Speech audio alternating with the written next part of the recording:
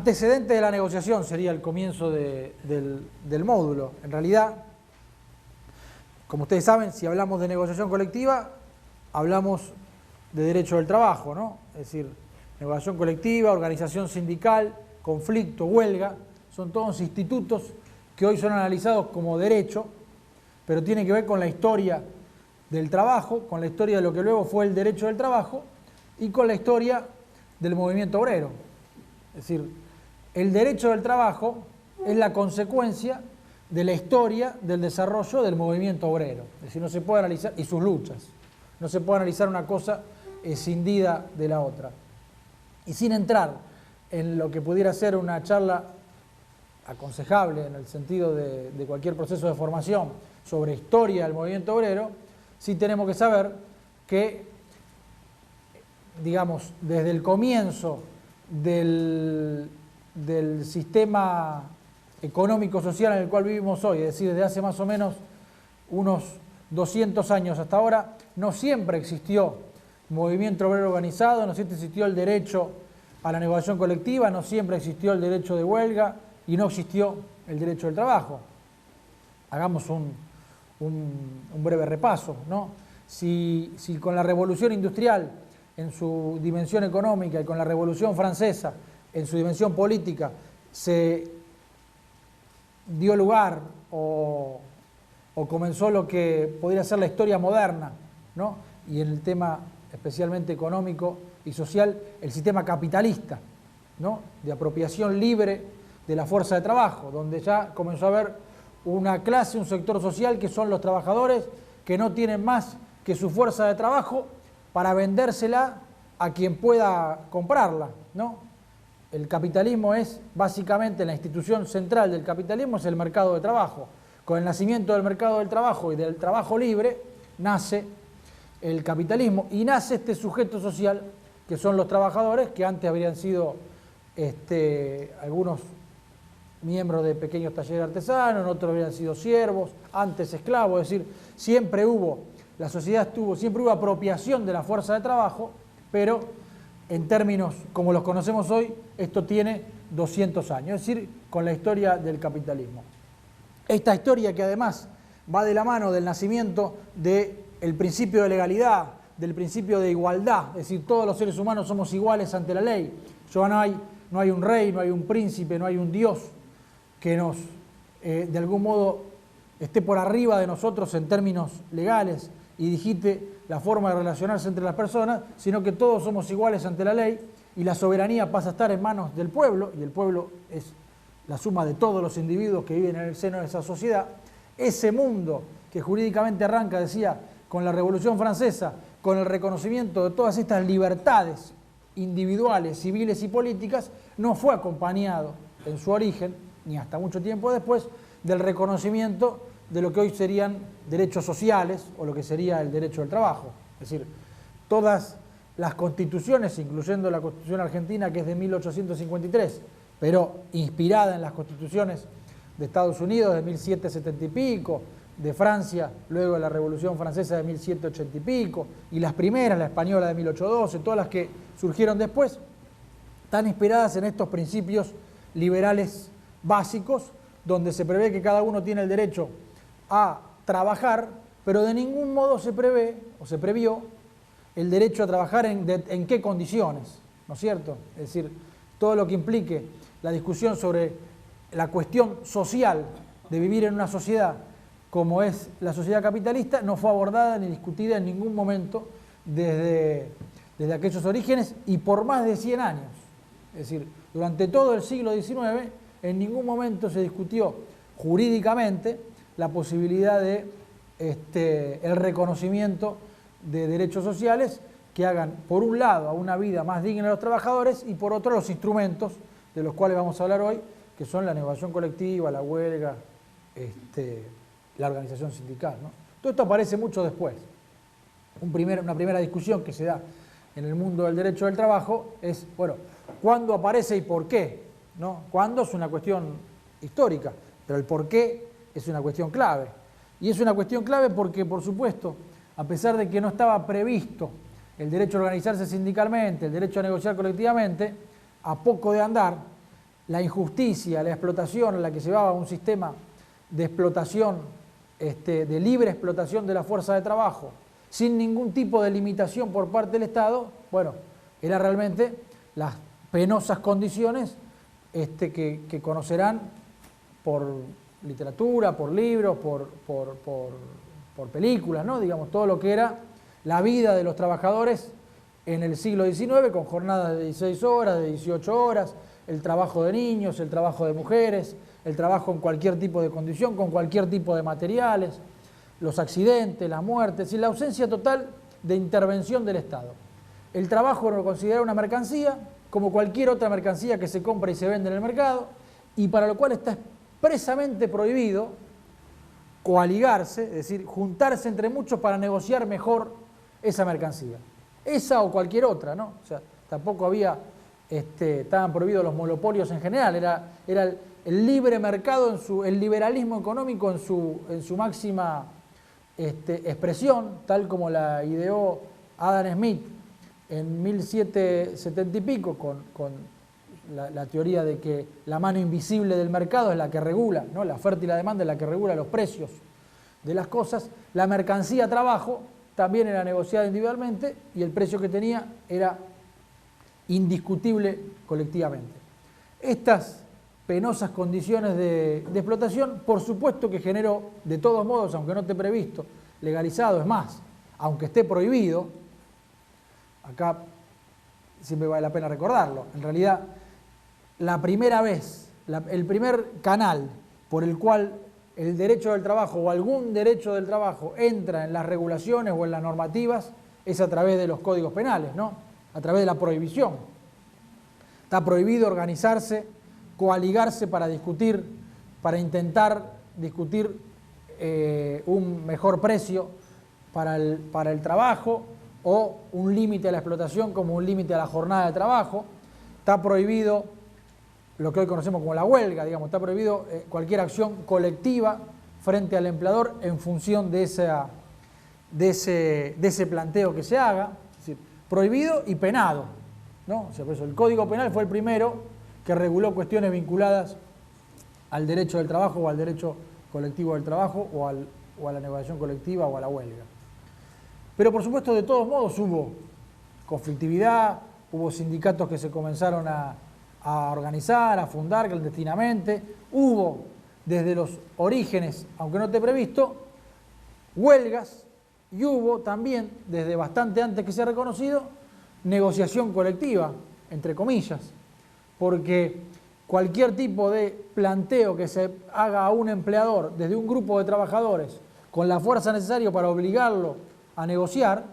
implica un acuerdo si se gana.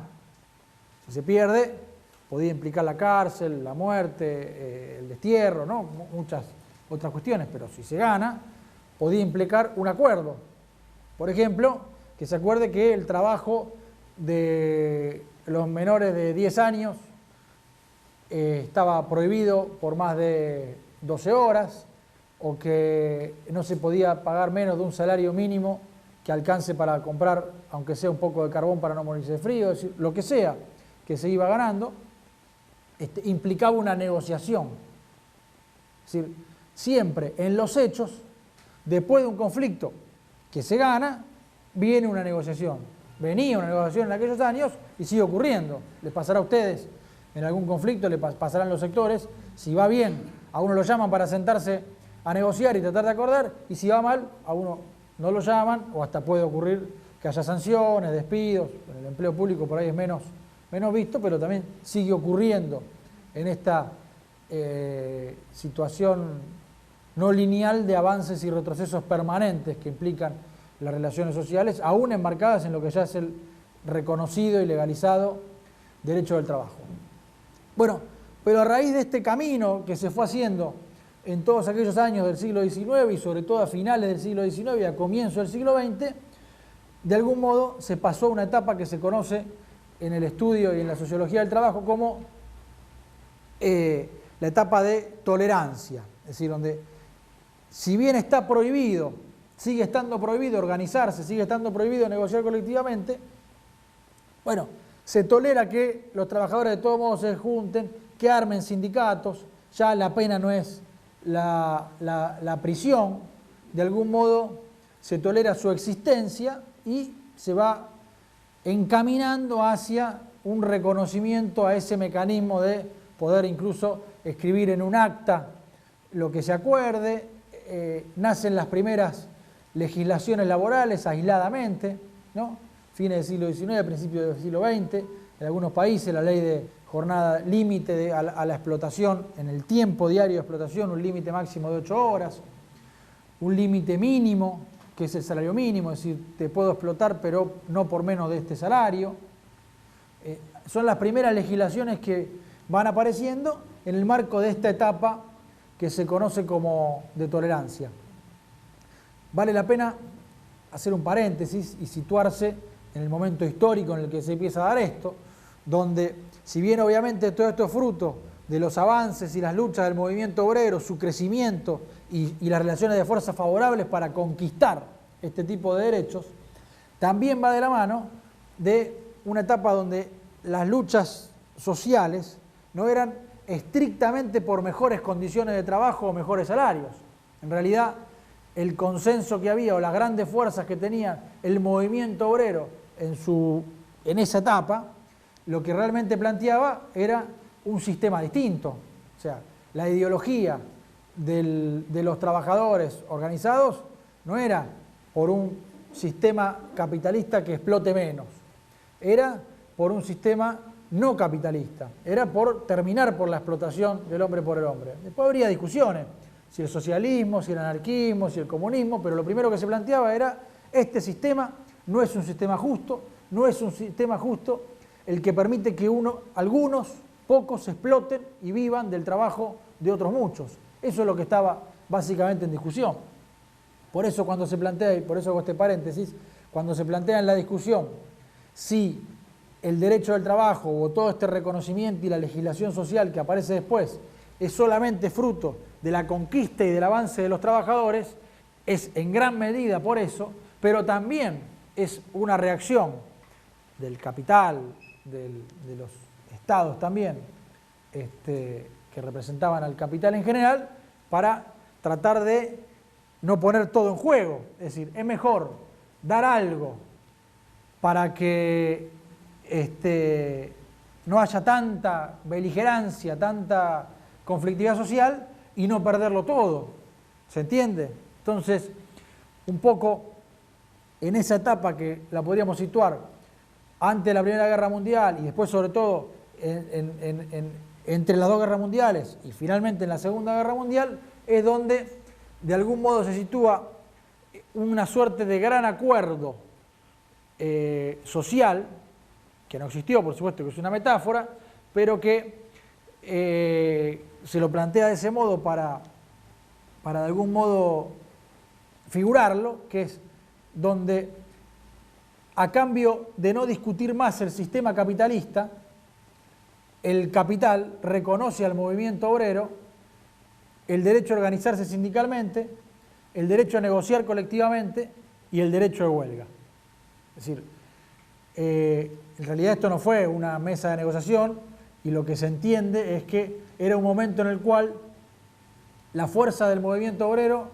era muy fuerte, era muy importante, pero no tanta como para doblegar al capital e derrotar el capitalismo, instaurar otro sistema, y a su vez la fuerza del capital era muy importante, pero no tanta como para mantener las situaciones de explotación del siglo XIX sin ningún tipo de regulación. Esa situación de paridad de fuerzas es la que de algún modo lleva a ese pacto tácito de esos años que dio origen al derecho del trabajo, que conlleva, como decía recién, el derecho al movimiento obrero a legalizar su actuación, es decir, a reconocer que legalmente podían actuar, organizarse como sindicato, es decir, el derecho a reconocer la legalidad de la organización de los trabajadores, a reconocer un instrumento como la negociación colectiva, es decir, la participación de esas organizaciones en la discusión de las condiciones de trabajo. Es decir, el derecho del trabajo es el derecho más atípico de todas las ramas del derecho. El derecho lo crean los estados, a través del Parlamento en general, ¿no? Los sistemas de la sanción de legislación y demás, en los sistemas representativos y democráticos, lo hace la sociedad y los pueblos, que son soberanos, pero a través de sus representantes en un Congreso, con toda una forma de sancionar la legislación. Es decir, ninguno de nosotros discute las leyes, salvo por sus representantes en el Congreso, según el sistema clásico constitucional de todo el mundo, por lo menos occidental. El derecho del trabajo es una gran excepción a eso. Se le permite a los actores sociales, por fuera del marco, por fuera de su carácter de ciudadanos, donde todo se discute en un Congreso, se le permite discutir directamente, o mejor dicho, paritariamente, en igualdad de condiciones con su antagonista, con su empleador, con la contraparte, con el que compra la fuerza de trabajo, o sea, compradores y vendedores de fuerza de trabajo, se le permite negociar y legislar, es decir, llegar a acuerdos que terminen siendo convenios colectivos de trabajo, que terminan siendo, de algún modo, normas generales, porque se aplican a todos y no solo a los que representan un sindicato, sino a todas las personas que trabajen en esos lugares. Pero esto se permite a su vez de la mano, o esto va de la mano de que también se reconoce y se legaliza un instrumento fundamental para llegar al momento de la negociación colectiva, que es el derecho de huelga, que es el instituto más, si el derecho del trabajo es atípico, la huelga es el derecho más atípico, es el derecho que tienen los trabajadores a hacer daño. Sí, fíjense lo paradójico, que dentro de un sistema de derechos se legalice, se legisle y se legalice y se permita hacer daño, ¿no? Que los trabajadores puedan, por ejemplo, en la forma más clásica conocida, hacer una huelga, es decir, dejar de trabajar, para que eso le haga un daño al empleador, que no produzca y no pueda vender y ganar plata, para que por eso pueda sentarse a negociar y llegar a un mejor acuerdo desde el punto de vista de los trabajadores. O sea, es algo totalmente atípico, fuera de los marcos comunes de lo que uno entiende el derecho. Pero esto es así porque el derecho, que es el derecho de la igualdad ante la ley, como decía antes, donde todos somos iguales ante la ley, pero sobre todo donde es el derecho de la igualdad entre las partes, donde no hay más fuertes y menos fuertes para negociar, ¿no? Nadie está obligado a negociar algo. En el derecho del trabajo se reconoce que hay una parte que es más débil que la otra. Se reconoce que la relación empleador-empleado es una relación desigual. Quien es dueño de los medios de producción, quien es dueño de una fábrica, quien es dueño de capital, tiene mucho más poder que quien solo tiene su fuerza de trabajo para vender. Esa relación que se reconoce como desigual desde el derecho, se legisla para igualarla. Es decir, se crean desigualdades en favor de una parte más débil para igualar en esa desigual relación real, que es la relación económica entre las dos partes, que es capital-trabajo. Por eso, el reconocimiento, por un lado, de que el Estado debe participar en esa relación a través de la legislación social, la legislación laboral y demás, y por eso el reconocimiento de que esa parte débil, que son los trabajadores, tiene el derecho de juntarse y de hacer colectivamente la contraparte, el contrapoder que puede generar la respuesta al poder que ya tiene el capital para negociar. Todo esto son los antecedentes que hacen al reconocimiento de esta cuestión tan especial que es la posibilidad de negociar colectivamente, o lo que es la posibilidad de ir a la huelga o a un conflicto en el marco de esa negociación. Esto lo situamos históricamente, como decía, casi a comienzos del siglo XX, a mediados sobre todo. Esto que tiene un derrotero, un camino más o menos similar en gran parte del mundo para los trabajadores del sector privado, para los trabajadores del sector público fue mucho más complicado, fue mucho más sinuoso ese camino. Siempre fue detrás, de alguna manera, de esa relación. Es decir, el derecho a negociar colectivamente para los trabajadores del sector privado aparece en un momento, el derecho a negociar colectivamente para trabajadores del sector público aparece bastante después. Lo mismo pasa con el derecho de huelga, lo mismo pasa con todas las características especiales de esa relación.